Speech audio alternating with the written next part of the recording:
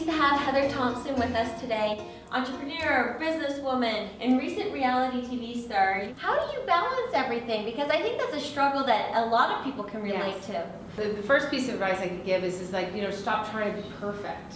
The bottom line is that I'm happy with my life being perfectly imbalanced. But I check the balances, it's like the scale. If it's way too far this way, you gotta kind of pull it up. I really like that because I think just in society as a whole, we're always pressured to know what we want to be and know the path we should take, or we're told a certain path we are supposed to take. Right. And navigating that road is stressful and difficult. Society has put a lot of kind of categories and boxes, and you're meant to go to high school, go to college, find your mate, and that's just all not true anymore. And work your way up the ladder, start with getting coffee and break the walls down. Yes. You know what I mean? Break the walls down. I'm curious to know where it all began. I had a very wise mother who said to me, you don't have to know what you want to be just because you graduated from college. So just go toward the things you love. So, loving fashion, I wanted to design clothing. So I went in and I applied for all these jobs in design without any design background. Even though I had a college degree, it wasn't in design.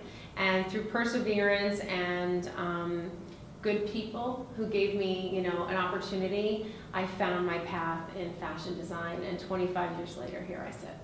It's really interesting because sometimes we think that we have to get all these qualifications first that kind of can justify that that's the path we can take. I think that anybody who sits in front of anybody else with hunger and passion and the desire to work really hard, that's what perseveres. That's what they see first. I fought hard, I worked hard.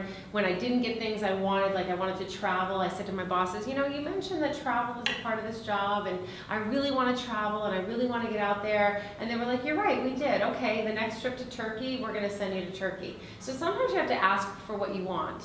I think sometimes we wait for those opportunities to come knocking on our doors instead of knocking them ourselves. Give me 5 on that. Go get those opportunities. Yeah. You bang down the door, because if you wait for opportunity to present itself, you may be waiting a long time. And I think sometimes without the desire to work hard or ownership, responsibility, accountability, or yourself, you actually miss the knock, because it's knocking all the time. You just have to listen for it. You have to know that it's there. Thank you again so much for being with us today, Heather. Keep making a difference, and thank you so much for being here. So I think that anybody who sits in front of anybody else with hunger and passion and the desire to work really hard, that's what perseveres.